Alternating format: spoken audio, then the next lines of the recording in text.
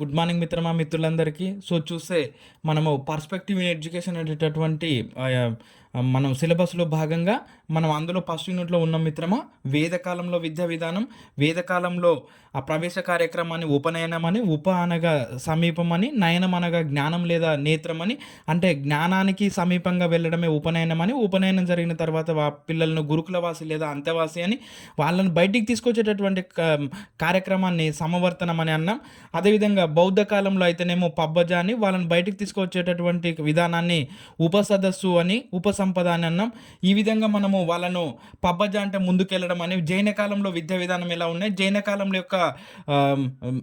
కాలం యొక్క వాళ్ళ యొక్క పవిత్ర గ్రంథాలను త్రిరత్నాలు అని, అదేవిధంగా జైన కాలంలో జైనుల గురువులను మనము తీర్థంకరులని మొత్తంగా 24 మంది ఉన్నారు. వారిలో మొదటివాడు పార్శ్వనాథుడు, 23వ ఆయన వృషభనాథుడు, చివరైన వర్ధమాన మహావీరుడు ఏ విధంగా జైన మతాన్ని వ్యాప్తం చేస్తూ మనకు విద్యా విధానాన్ని ఎలా వ్యాప్తం చేశారనేటటువంటి విషయాన్ని చూసాం. అదేవిధంగా ఇస్లాం కాలంలో అయితే బిస్మిల్లా అని, ఆ బిస్మిల్లా కార్యక్రమానికి మనకు 4 సంవత్సరాల 4 నెలల 4 రోజులు అనేది అర్హత వయసుగా ఉంటుంది. అది కేవలము ఆడవారికి కేవలం ఖురాన్‌ని చదవడానికి మాత్రమే అవకాశం ఉండేది. ఈ విద్య అనేది మదర్సాలలో, మక్తబ్‌లలో నిర్వహించబడేది అనేటటువంటి విషయాన్ని చూసాం. అదేవిధంగా ఉపాధ్యాయులను మౌల్వి అన్నారని, ఈ విధంగా మనం చూసుకుంటూ, అదేవిధంగా ఆంగ్లేయుల విద్యాసేవ, యూరోపియన్ల విద్యాసేవలో భాగంగా థామస్ మన్రో మనకు వీళ్ళు భారతీయులు తఖ్తా అనే కట్టెపలకలను ఉపయోగిస్తూ సరస్వతి అని రాసిన తర్వాతనే వచనాలు కానీ శ్లోకాలు కానీ చదివేవారు అనేటటువంటి విషయాన్ని మనకు థామస్ మన్రో చెప్పాడు. అదేవిధంగా మనకు ఆడమ్స్ నివేదిక, చాలామంది బాలబాలికలు విద్యకు దూరంగా ఉంటున్నారు అనేటటువంటి విషయాన్ని ఆడమ్స్ నివేదిక చెప్పింది. అదేవిధంగా ఎల్ఫిన్ స్టోను, జర్మన్ స్కావర్జ్ మిషనరీ, ఇవన్నీ కూడా చూసుకుంటూ వస్తున్నాం. ఇలా మనము ఆ వెనకాల ఉన్నటువంటి కోణాన్ని ప్రతిరోజు రివిజన్ చేసుకోవడానికి ప్రయత్నం చేయండి మిత్రమా.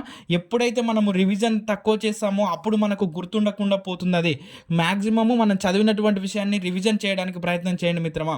నువ్వు ఎంత చదివావు అన్నది కాదు, ఎన్నిసార్లు రివిజన్ చేసావు అన్నదే ఇంపార్టెంట్.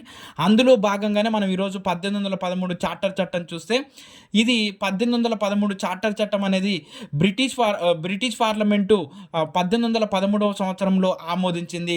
అంటే మన భారతదేశానికి సంబంధించినటువంటి చట్టాలు అక్కడ లండన్లో, అంటే బ్రిటన్లో ఆమోదించబడింది అనేటటువంటి విషయాన్ని గమనించండి మిత్రమా. ఇక్కడనేమో బ్రిటిష్ ఈస్ట్ ఇండియా కంపెనీ ఏమో భారతదేశాన్ని ఇక్కడ రూల్ చేస్తూ ఉంటే, వీళ్ళు చేసేటటువంటి చట్టాలు అంటే భారతదేశం గురించినటువంటి సమాచారం అంతా తీసుకొని పోయి భారతీయులకు అనుకూలంగా ఉండేటటువంటి విద్యా విధానాన్ని రూపొందించాలని ఎక్కడ బ్రిటన్లో కూర్చొని వీళ్ళు చట్టాలు చేస్తున్నారు.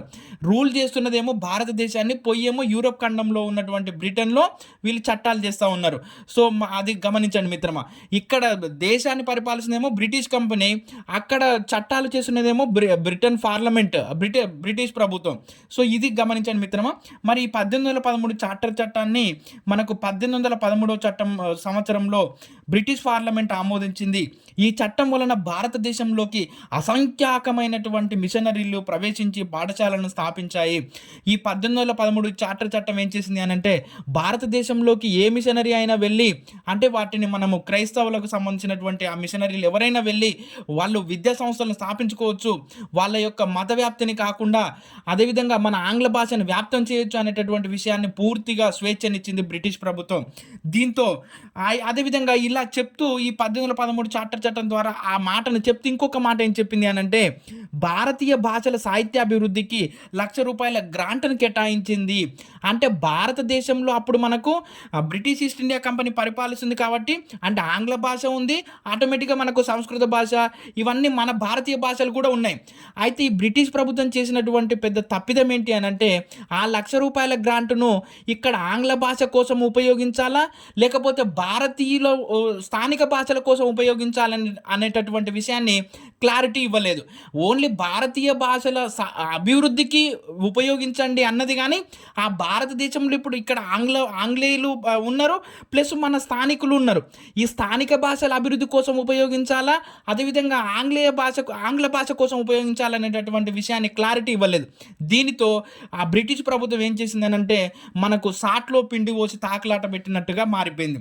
దీనితో ఏం చేశారు అని అంటే, అయ్యా ఆ రూ. 1,00,000 మా భారతీయ భాషల కోసమే ఉపయోగించాలని కొందరు, లేదు లేదు మా బ్రిటిష్ ప్రభుత్వం మీ భాషల కోసం ఎందుకు ఉపయోగించమంటదయ్యా, ఉపయోగించమంటే మా భాషల కోసం ఉపయోగించమంటది తప్ప మీ భాషల కోసం ఎందుకు ఉపయోగించమంటదని, మా ఆంగ్ల భాష కోసమే ఉపయోగించమంటదని చెప్పేవాళ్ళు ఆంగ్ల భాష అభిమానులుగా 2 వర్గాలుగా విడిపోయింది.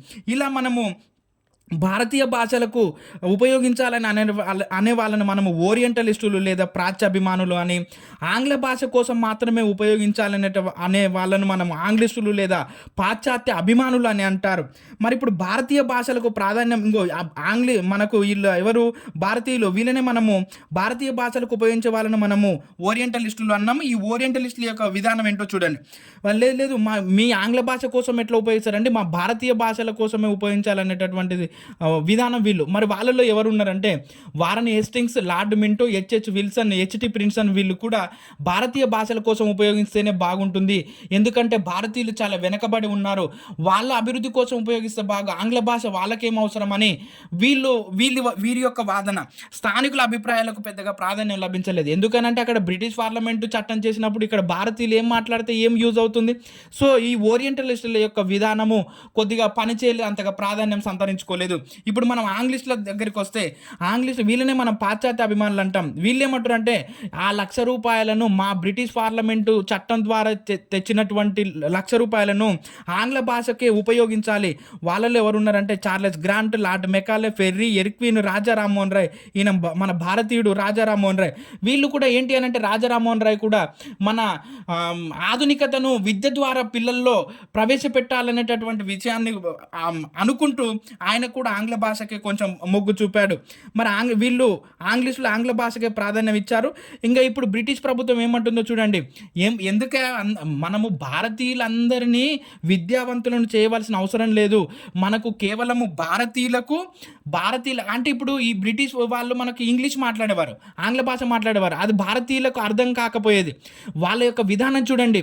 మనము చెప్పేటటువంటి చదువు ఎలా ఉండాలి అని అంటే, మనం ఆంగ్లేయులకు మరియు స్థానిక సామాన్య ప్రజలకు మధ్యవర్తిత్వం వహించగలిగేటటువంటి ఒక వర్గాన్ని సృష్టించగలిగితే చాలు అని మనం మాట్లాడినటువంటి విషయాన్ని ఆ సామాన్య ప్రజలకు భారతీయులు చేరవేసే విధంగా ఉంటే చాలు తప్ప అందరినీ మనము విద్యావంతులను చేయవలసిన అవసరం లేదు. కాబట్టి భారతీయులందరికీ విద్యను అందించాల్సిన అవసరం లేదు. అదేవిధంగా ఇంకేమంటారో చూడండి మన భారతీయ విద్యా విధానం మీద. భారతీయులు రంగులు రక్తంలో మాత్రమే భారతీయులుగా ఉండాలి, వాళ్ళ ఆలోచన వాళ్ళ మేధస్సు మొత్తం కూడా ఆంగ్లేయుల విధానంలో ఉండాలి. అంటే చూడండి ఎంత మన మీద విషయం చిమ్ముతున్నట్టుగా మాట్లాడారు చూడండి. రంగులు రక్తంలో భారతీయులుగా ఉండాలి, ఆలోచనలో వారి యొక్క మేధస్సులో మాత్రము బ్రిటిష్ వారి ఆలోచన చేయాలి, బ్రిటిష్ వారిగా ఉండాలి. అంతే తప్ప మనము వాళ్ళ భాషల కోసానికి మనం ఎందుకు పని చేయాలని చెప్తూ మాట్లాడారు. అదేవిధంగా ఇంకా చూడండి, భారతీయులందరినీ విద్యావంతులను చేయవలసిన అవసరం లేదు, ఉన్నత మాధ్యమిక వర్గాల వారిని విద్యావంతులను చేయండి అంతే. అప్పుడు ఉన్నత మాధ్యమిక వర్గాల వాళ్ళను విద్యావంతులను చేస్తే వీళ్ళే వెళ్ళి వాళ్ళకు చెప్పడం అన్నది జరుగుతుంది, లేకపోతే వీళ్ళని చూసి వాళ్ళు నేర్చుకోవడం అన్నది జరుగుతుంది.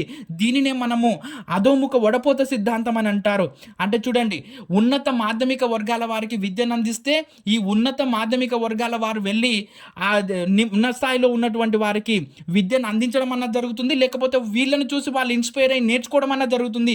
దీనినే మనం అధోముఖ వడపోత సిద్ధాంతం అనాలే. అంతే తప్ప భారతీయులందరినీ విద్యావంతులను చేయాలంటే మన కాడ డబ్బులు ఏడున్నాయి అని బ్రిటిష్ ప్రభుత్వం ఆలోచిస్తుంది. చూడండి ఎంత విషం చిమ్ముతా ఉందో భారతీయుల మీద. సో రైట్, 1813 చార్టర్ చట్టాన్ని మళ్ళీ 1833లో సవరించారు. ఈ సవరణ ద్వారా మిషనరీలు స్వేచ్ఛగా వారి కార్యక్రమాలను నిర్వహించడానికి వీలు కలిగింది. దీంతో ఆంగ్ల మాధ్యమం వ్యాప్తి విజయవంతమైంది. స్వదేశీ విద్యా సంస్థలపై చీకట్లు ముసురుకున్నాయి. ఇక్కడ రూల్ చేస్తున్నది బ్రిటిష్ ఈస్ట్ ఇండియా కంపెనీ, అక్కడ చట్టాలు చేస్తున్నది బ్రిటిష్ ప్రభుత్వం. వాళ్ళకు అనుకూలమైనటువంటి చట్టాలు చేస్తుంది, కానీ భారతీయులకు అనుకూలంగా భారతీయ భాషలకు అనుకూలంగా ఉండే చట్టాలు ఎలా చేస్తుంది? సో దీని వలన ఏమైంది అనంటే స్వదేశీ విద్యా సంస్థలపై చీకట్లు ముసురుకున్నాయి. అంత దాదాపుగా ఆంగ్ల భాష వ్యాప్తి వైపు వెళ్ళడం జరిగింది. రైట్. సో ఇది మనకు 1813 చార్టర్ చట్టం. ఇది 1813 చార్టర్ చట్టం. దాని ద్వారా జరిగినటువంటి విషయాలు. భారతీయ భాషల కోసమే అనేవాళ్ళు ఓరియంటలిస్టులు, ఆంగ్ల భాషకే ఉపయోగించే వాళ్ళు అన్నట్టు వాళ్ళు ఆంగ్లిస్టులు. మనకి ఈ విధంగా ఇది 1813 చార్టర్ చట్టం మిత్రమా. దాన్ని 1833లో సవరించారు. రైట్. ఇప్పుడు మనకేంటి అని అంటే విలియం పెంటిక్ న్యాయ సలహా సంఘంలోని సభ్యుడైనటువంటి ఒక లార్డ్ మెకాలే అనేటటువంటి వ్యక్తి ఉన్నాడు.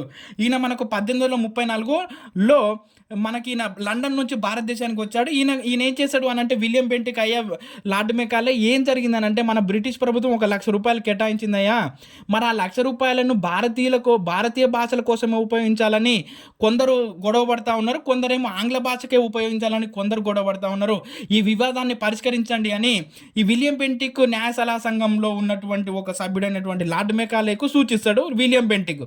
అప్పుడు ఈయన 1834లో లండన్ నుంచి భారతదేశానికి వచ్చినటువంటి లార్డ్ మెకాలే, సరే సార్ మీరు చెప్పినటువంటి సమస్యను పరిష్కరించే బాధ్యత నాదని ఈయన భారతదేశంలో తిరుగుతూ 1835 ఫిబ్రవరి 2వ తేదీన విలియం పెంటిక్ ఒక ప్రతిపాదనను సమర్పించాడు. దీన్నే మనము మెకాలే ప్రతిపాదన అని అంటాం. మరి ఈ మెకాలే మినిట్స్ ఏం రాసుకొని వచ్చాడు ఆయన నివేదికలో అని చూస్తే, బ్రిటిష్ ప్రభుత్వం సమకూర్చినటువంటి నిధులను కేవలం ఆంగ్ల భాష విజ్ఞాన శాస్త్రాల అభివృద్ధి కోసం మాత్రమే ఉపయోగించాలి, అంతే తప్ప భారతీయ భాషలకు అవసరం లేదండి అని ఇంకా కుండ బద్దలు కొట్టినట్టు చెప్పాడు చూడండి లార్డ్ మెకాలే. ఆ ₹1,00,000 మన ఆంగ్ల భాష విజ్ఞాన శాస్త్రాల అభివృద్ధి కోసం మాత్రమే ఉపయోగించాలి తప్ప స్థానిక భాషల అభివృద్ధికి ఉపయోగించాల్సిన అవసరం లేదు. అదేవిధంగా చూడండి, భారతదేశ భాషల అభివృద్ధికి ఉపయోగించరాదు, డైరెక్ట్గా రాసే చెప్పాడు. అదేవిధంగా దేశీయ విద్యా సంస్థలను మూసివేయాలి, ఆంగ్ల మాధ్యమాన్ని ప్రోత్సహిస్తూ ఏమన్నాడో చూడండి, a single shelf of a good European literature was worth the whole native literature of India and Asia. ఏమంటుండో చూడండి, భారతదేశము మరియు ఆసియాలో ఉన్నటువంటి మొత్తం సాహిత్యము యూరప్ ఖండంలో ఉన్నటువంటి చిన్న సెల్ఫ్లో ఉన్నటువంటి పుస్తకాల మొత్తానికి సమానము. అంటే మీ భారతదేశం ఆసియా ఖండంలో ఉన్నటువంటి మొత్తం సాహిత్యము మా యూరప్ ఖండంలో ఉన్న చిన్న సెల్ఫ్లో ఉన్నటువంటి పుస్తకాల సాహిత్యానికి సమానము. ఎంత క్రూరంగా మాట్లాడుతూ ఉన్నాడో చూడండి మన లార్డ్ మెకాలే. అదేవిధంగా మరి మనకి లార్డ్ మెకాలే యొక్క మినిట్స్ వలన మనకు కలిగినటువంటి ఫలితం ఏంటి అని అంటే, మరి ఏం జరిగిందో చూడండి. ఆంగ్ల మాధ్యమ పాఠశాలలు ప్రారంభమయ్యాయి, పాఠశాలల తనిఖీ కోసం ప్రభుత్వ వ్యవస్థ ఏర్పడింది, కొన్ని ప్రైవేటు పాఠశాలల ప్రారంభానికి ప్రభుత్వం అనుమతులు ఇచ్చిన అంతగా ప్రాధాన్యం పొందలేదు. ఈ విధంగా మనకు లార్డ్ మెకాలే విలియం పెంటిక్ న్యాయ సలహా సంఘంలోని ఉన్నటువంటి లార్డ్ మెకాలే ఇచ్చినటువంటి నివేదిక వలన మన భారతదేశంలో ఆల్మోస్ట్ ఆంగ్ల భాష వ్యాప్తి కోసమే ఎక్కువ ప్రయత్నం చేయాలి తప్ప మనకు వాళ్ళకు భారతీయ భాషల అభివృద్ధికి మనం తోడ్పడాల్సిన అవసరం లేదు. ఎందుకు మనకు వాళ్ళకు ఒక మధ్యవర్తిత్వం వహించేటటువంటి ఒక ద్విభాష వచ్చినటువంటి వ్యక్తి ట్రాన్స్లేటర్గా మాత్రమే వాళ్ళని చేయాలి తప్ప వాళ్ళకు పెద్దగా అవసరం లేదు విద్య అనేటటువంటి విషయాన్ని బ్రిటిష్ ప్రభుత్వం మన మీద రుద్దడం అనేటటువంటి విషయాన్ని మీరు గమనించండి మిత్రమా. దాని వెనకాల ఉన్నటువంటి కోణాన్ని అర్థం చేసుకుంటే ఇంకా మనం ఆ కమిషన్లను గుర్తుపెట్టుకోవడం ఈజీ అవుతుంది మిత్రమా. దాని వెనకాల ఉన్నటువంటి కోణాన్ని అర్థం చేసుకోవడానికి ప్రయత్నం చేయండి మిత్రమా. మన ఛానల్ని తప్పకుండా లైక్ చేయండి, సబ్స్క్రైబ్ చేయండి, షేర్ చేయండి.